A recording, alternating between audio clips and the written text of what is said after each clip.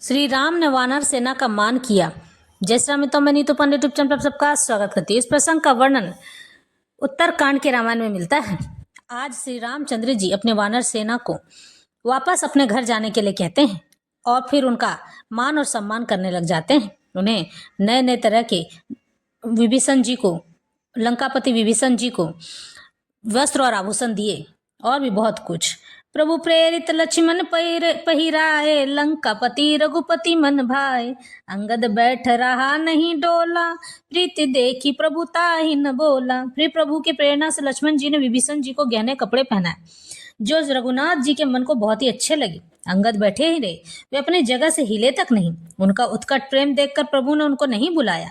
जामवंत नीलादि सब पहिराए, रघुनाथ हिये धरि राम रूप, सब चले नाई पदन माथ। जामवान और नील आदि सबको रघुनाथ जी ने स्वयं भूषण वस्त्र पहनाया। वे सब अपने हृदय में रामचंद्र जी के रूप को धारण करके उनके चरणों में मस्तक नवाकर चले गए। तब अंगद उठी नाई सिरु, सजल नयन कर जोरी, अति विनीत बोले बचन मनहु प्रेम रस बोरी।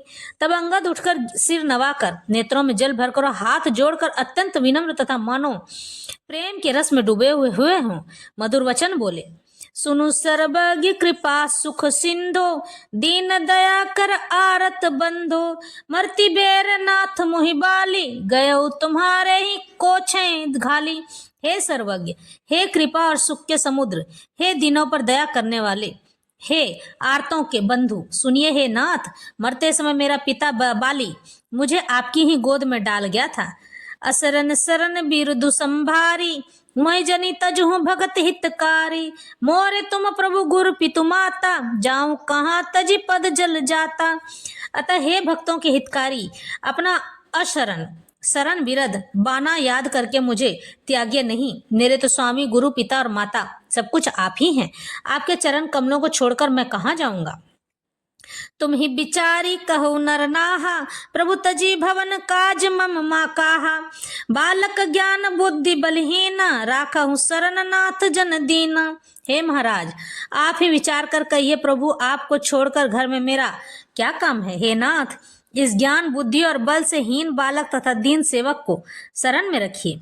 नीची टहल गृह कै सब करे हूँ, पद पंकज बिलो के भव तरे हूँ। अस कही चरण परे प्रभु पाही, अब जनी नाथ कहूँ गृह जाही। मैं घर की सब नीची से नीची सेवा करूंगा और आपके चरण कमलों को देख देख कर भव सागर से तर जाऊंगा। ऐसा कहकर वे श्री राम जी के चरणों में गिर पड़े और बोले, हे प्रभु मेरी रक्षा कीजिए। हे नाथ, अब यह न कही